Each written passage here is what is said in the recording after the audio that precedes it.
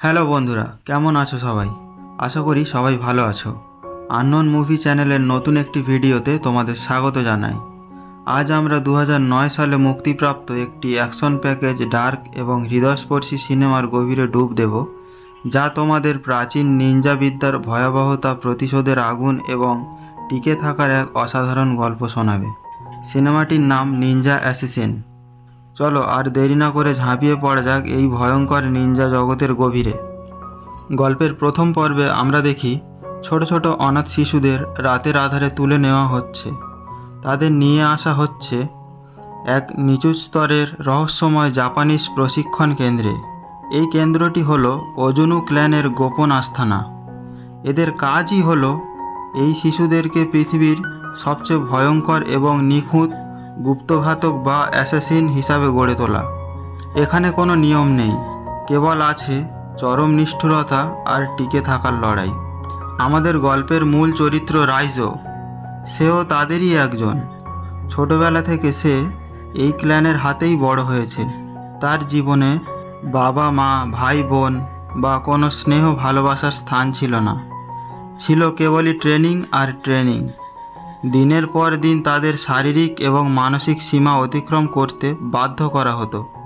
তারা শিখত কিভাবে ছায়ার মতো লুকিয়ে থাকতে হয়, কিভাবে এক নিমেষে শত্রুকে শেষ করতে হয়, কিভাবে অদৃশ্য হয়ে যাওয়া যায়।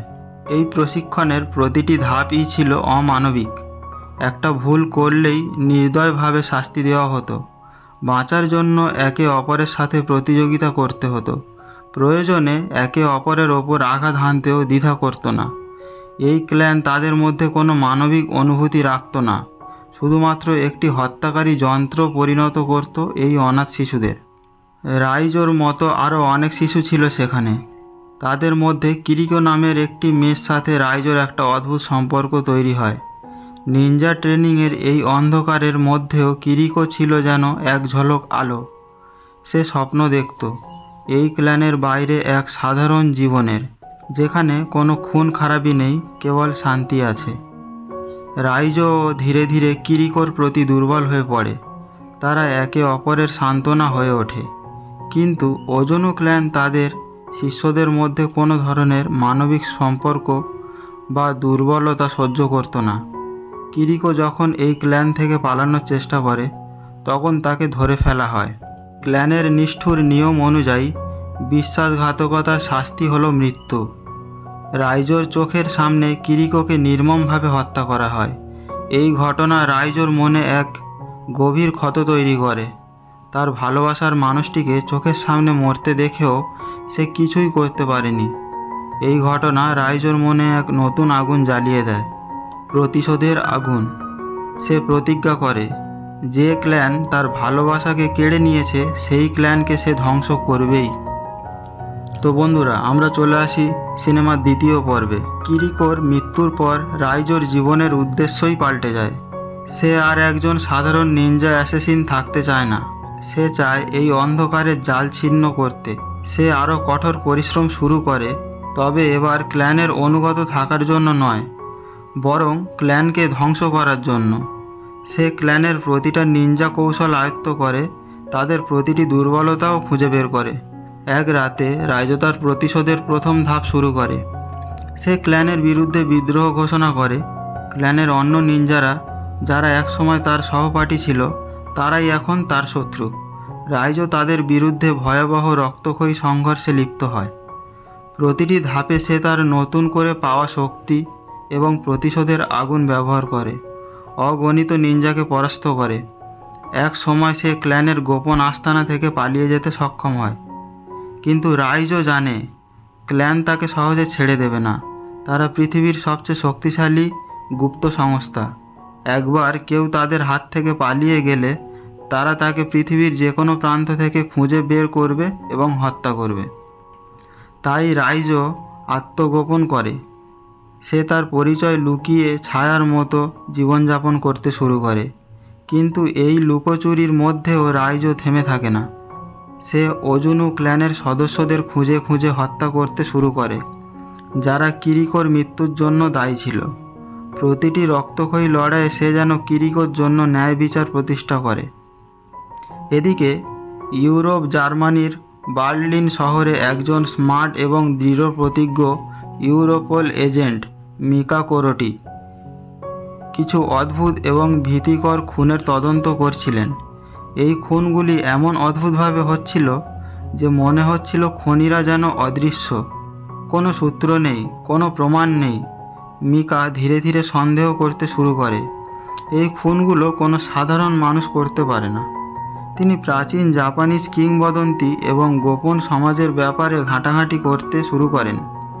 মিকা তার বসকে বারবার বলতে থাকে যে এসব খুনের পিছনে এক প্রাচীন নিনজা ক্ল্যান জড়িত থাকতে পারে, কিন্তু তার বস এসব কথা হেসে উড়িয়ে দেয়। তাদের কাছে এগুলো নিছকই লোককথা। কিন্তু মিকা হাল ছাড়ে না। তার তদন্ত তাকে এক রহস্যময় অর্থ পাচারের চক্রের দিকে নিয়ে যায়, যা বিশ্বের বিভিন্ন প্রান্তে রাজনৈতিক হত্যাকাণ্ড ঘটাচ্ছে।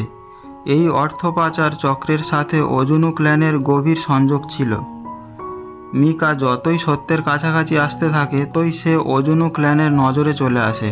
ওজুনু ক্ল্যান বুঝতে পারে যে এই মেয়ে তাদের অস্তিত্বের জন্য একটা হুমকি। তারা মিকাকে শেষ করে দেওয়ার জন্য তাদের সবচেয়ে দক্ষ ঘাতকদের পাঠায়। এবার আমরা চলে আসি সিনেমাটির তৃতীয় পর্ব বা শেষ পর্ব। এক রাতে যখন মিকা তার অফিসে কাজ করছিল, তখন ওজুনু ক্ল্যানের নিনজারা তাকে আক্রমণ করে। অন্ধকার ভেদ করে তারা নিঃশব্দে ঢুকে পড়ে মিকার অফিসে। মিকা কোনো মতে নিজেকে রক্ষা করার চেষ্টা করে, কিন্তু নিনজাদের গতি এবং দক্ষতা এতটাই বেশি ছিল যে তিনি অসহায় হয়ে পড়েন। ঠিক সেই মুহূর্তে ছায়ার মতো আবির্ভাব হয় রাইজো। সে নিনজাদের বিরুদ্ধে লড়াই করতে শুরু করে। এই লড়াইটা ছিল এক শ্বাসরুদ্ধকর দৃশ্য। রাইজো তার দক্ষতা এবং অদম্য শক্তি দিয়ে একাই বেশ কয়েকজন নিনজাকে ঘায়েল করে। মিকা অবাক হয়ে দেখছিলেন রাইজো কীভাবে নিনজাদের মারছে। রাইজো মিকাকে উদ্ধার করে এবং তারা পালিয়ে যায়। প্রাথমিক অবিশ্বাস এবং ভয় কাটিয়ে মিকা ধীরে ধীরে রাইজোর বিশ্বাস করতে শুরু করে। রাইজো তাকে তার অতীত, ওজুনু ক্ল্যানের ভয়াবহতা এবং তাদের গুপ্ত আস্তানা সম্পর্কে বিস্তারিত জানায়। মিকা তখন বুঝতে পারে যে সে কেবল কিছু খুনের তদন্ত করছিল না, বরং সে এমন এক বৈশ্বিক ষড়যন্ত্রের মুখোমুখি হয়েছে যা শতাব্দীর পর শতাব্দী ধরে চলে আসছে। ওজুনু ক্ল্যান শুধু অ্যাসাসিন নয়, তারা বিশ্বজুড়ে প্রভাব বিস্তারকারী এক ক্ষমতাধর সংগঠন।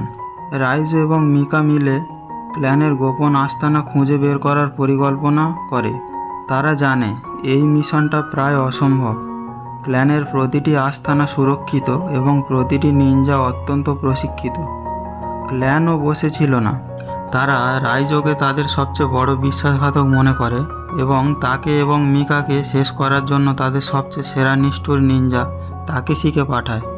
তাকেশি ছিল রাইজোর এক সময়কার প্রিয় সহপাঠী এবং সে এখন ক্ল্যানের সবচেয়ে বিশ্বস্ত ঘাতক। রাইজো এবং তাকেশির মধ্যে বেশ কয়েকটি মুখোমুখি লড়াই হয়, যা মুভির অন্যতম সেরা অ্যাকশন দৃশ্য। তাদের প্রতিটি আঘাত, প্রতিটি চালই ছিল মৃত্যুর বার্তা। অবশেষে রাইজো এবং মিকা ক্ল্যানের মূল আস্তানা, যা জাপানের এক দুর্গম পর্বতে অবস্থিত, সেটা খুঁজে বের করতে সফল হয়। এই আস্তানাটি ছিল একটি সুরক্ষিত দুর্গ, যা ভেদ করা প্রায় অসম্ভব। ইউরোপোল ও তাদের সাহায্য করতে আসে, কিন্তু তাদের আধুনিক অস্ত্রশস্ত্র এই নিনজাদের দক্ষতা এবং তাদের কৌশলের কাছে প্রায় অকেজো মনে হয়। রাইজো, মিকা এবং ইউরোপোলের একটি ছোট দল মিলে আস্তানার ভিতরে প্রবেশ করে। সেখানে তাদের মুখোমুখি হতে হয় ক্ল্যানের অগণিত নিনজাদের সাথে। প্রতিটি লড়াই ছিল রক্তক্ষয়ী এবং নির্মম। রাইজো তার সমস্ত শক্তি দিয়ে লড়ে যায়। তার প্রতিশোধের আগুন তাকে আরও শক্তিশালী করে তোলে। শেষ পর্যন্ত রাইজো মুখোমুখি হয় তার সবচেয়ে বড় প্রতিপক্ষ, তার গুরু এবং ওজুনু ক্ল্যানের প্রধান লর্ড ওজুনুর সাথে। এই মুখোমুখি লড়াইটি ছিল মুভির ক্লাইম্যাক্স। গুরু এবং শিষ্যের এই যুদ্ধ ছিল কেবল শক্তি আর দক্ষতার লড়াই নয়, এটা ছিল আদর্শের লড়াই। এক পাশে লর্ড ওজুনু, যে অন্ধকারের প্রতীক এবং মানবতাকে বিসর্জন দিয়ে ক্ষমতা ও দক্ষতার পুজো করে। অন্যদিকে রাইজো, যে তার ভালোবাসার মানুষের মৃত্যুর প্রতিশোধ নিতে নিজের স্বাধীনতা ফিরে পেতে এবং অন্ধকার এই সাম্রাজ্যের শেষ করতে বদ্ধপরিকর। লর্ড ওজনু ছিল অবিশ্বাস্য রকম শক্তিশালী এবং অভিজ্ঞ। সে রাইজোকে শৈশব থেকে প্রশিক্ষণ দিয়েছে, তাই সে রাইজোর প্রতিটি চাল জানত। কিন্তু রাইজো তার নিজের ক্রোধ এবং কিরিকোর স্মৃতি থেকে শক্তি পায়। প্রতিটি আঘাতে সে তার ঘৃণা এবং প্রতিজ্ঞা মিশিয়ে দেয়। এক তুমুল এবং রক্তক্ষয়ী লড়াইয়ের পর যেখানে দুজনেরই শরীর ক্ষতবিক্ষত হয়, রাইজো শেষ পর্যন্ত লর্ড ওজনুকে পরাজিত করে। ক্ল্যান প্রধানের পতন মানেই ওজনু ক্ল্যানের সাম্রাজ্যের সমাপ্তি। রাইজো তার প্রতিশোধ সম্পন্ন করে। মুভির শেষে রাইজো মিকাকে উদ্ধার করে এবং তারা একসাথে ক্ল্যানের ধ্বংসাবশেষ থেকে বেরিয়ে আসে। রাইজো আর সে ক্ল্যানের যন্ত্র নয়, সে এখন স্বাধীন। সে তার অতীত থেকে মুক্তি পেয়েছে এবং হয়তো নতুন করে বাঁচার পথ খুঁজে নেবে, যেখানে সে তার নিনজা দক্ষতা ব্যবহার করবে ভালো কাজের জন্য। তো বন্ধুরা, নিনজা অ্যাসাসিন মুভিটি নিছকই একটি অ্যাকশন ফিল্ম নয়, এটি হলো স্বাধীনতা, প্রতিশোধ এবং আত্ম অনুসন্ধানের এক গভীর গল্প। রাইজোর চরিত্র আমাদের শেখায় যে কঠিনতম পরিস্থিতিতেও কিভাবে নিজের মানবতাকে আঁকড়ে ধরে আলোর দিকে এগিয়ে যাওয়া যায়। বন্ধুরা, এই মুভির এক্সপ্লেনেশন ভিডিও কেমন লেগেছে কমেন্ট করে জানাতে ভুলবেন না। ভিডিওটি ভালো লাগলে লাইক, শেয়ার এবং চ্যানেলটি সাবস্ক্রাইব করতে ভুলবেন না। দেখা হবে পরের ভিডিওতে নতুন কোনো মুভির গল্প নিয়ে। ততদিন পর্যন্ত ভালো থাকুন, সুস্থ থাকুন।